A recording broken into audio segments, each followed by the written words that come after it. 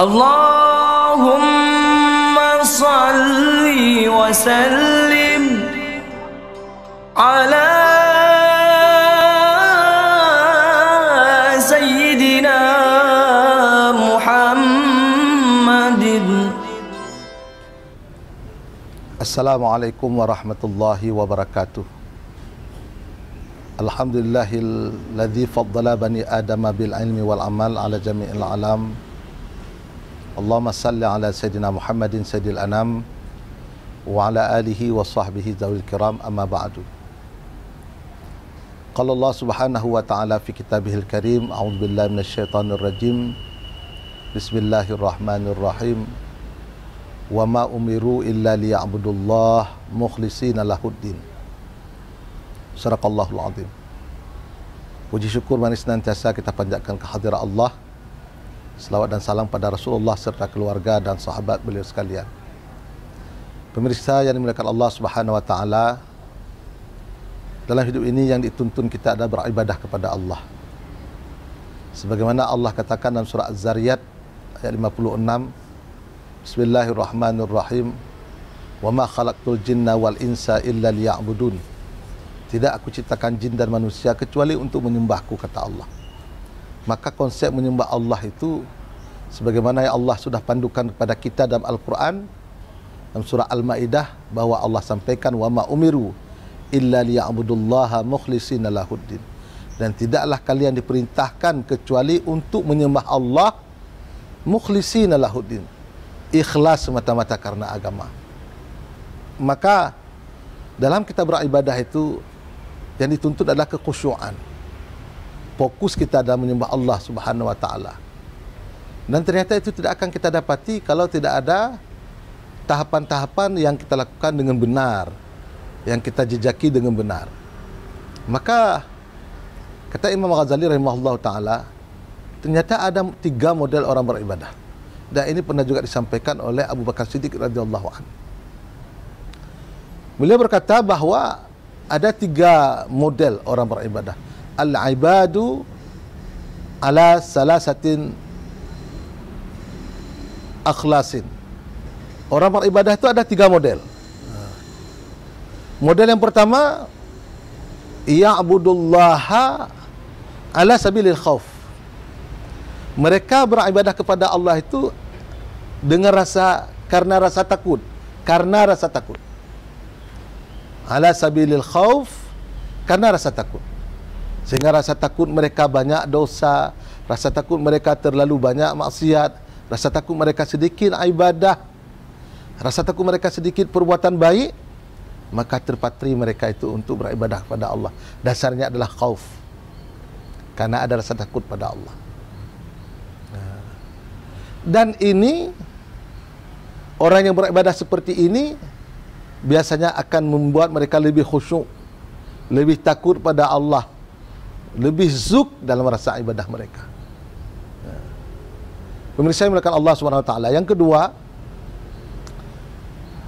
ya'budullaha ala sabilir raja. Mereka beribadah kepada Allah itu ke atas jalan harapan, atas dasar berharap pada Allah. Mereka berharap dengan mereka beribadah, ibadah mereka diterima oleh Allah. Mereka berdoa, doa mereka diterima oleh Allah. Mereka bersedekah, sedekah mereka diterima oleh Allah.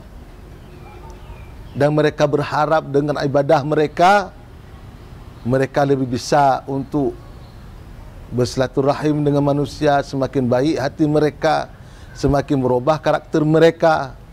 Ini ibadah ala sabili rajai, atas dasar harapan. Kemudian ya'budullaha, kata Abu Bakar, ada orang beribadah kepada Allah ala sabilil hubbi, karena dasar cintanya kepada Allah, karena dasar mahabbahnya kepada Allah. Dan ini luar biasa. Bagaimana orang kalau cintanya kepada Allah dia beribadah, kadang dia rela menyakiti dirinya, rela menyakiti keluarganya demi untuk mendapatkan mahabbah dari Allah Subhanahu wa taala. Karena mereka sadar, mereka yakin, mereka pegang firman Allah Subhanahu wa taala dalam surah Al-Munafiqun, Ya ayyuhalladzina amanu la tulhikum amwalukum wala auladukum an dzikrillah. Wa may yaf'al dzalika faulaika humul khasirun. Wa may yaf'al dzalika faulaika humul khasirun.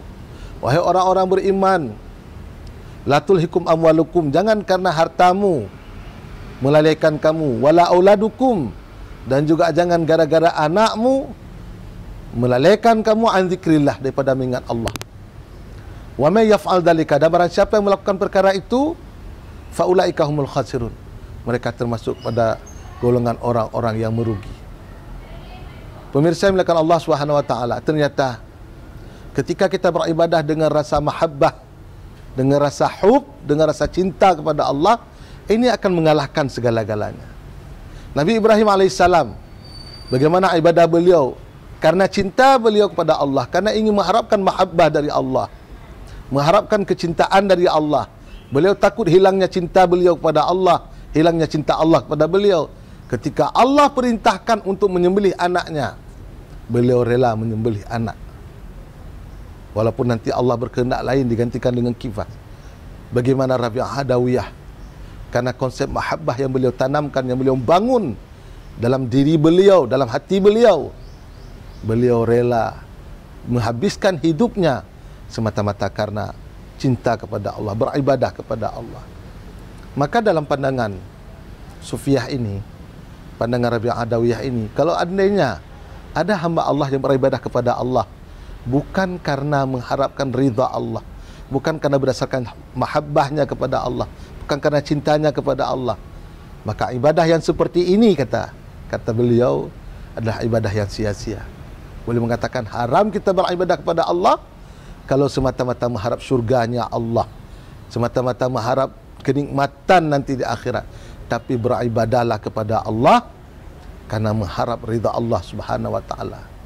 Maka beliau mengamalkan konsep mahabbah ini. Dan kita sebenarnya tidak layak masuk surga. Sehingga ada iktiraf, ada kalimat-kalimat iktiraf. Ilahi lastu lil firdausi alo. Ya Tuhanku, aku tidak layak untuk masuk syurga. Wala aqwa, dan aku juga tidak sanggup, tidak kuat alan naril jahimi, untuk engkau masukkan ke neraka jahimmu ya Allah. Fahabli taubatau waghfir zunubi. Ya Allah, terimalah taubatku, ampunkan segala dosaku. Fa innaka ghafirudz zambil azimi, karena engkau maha pengampun segala dosa.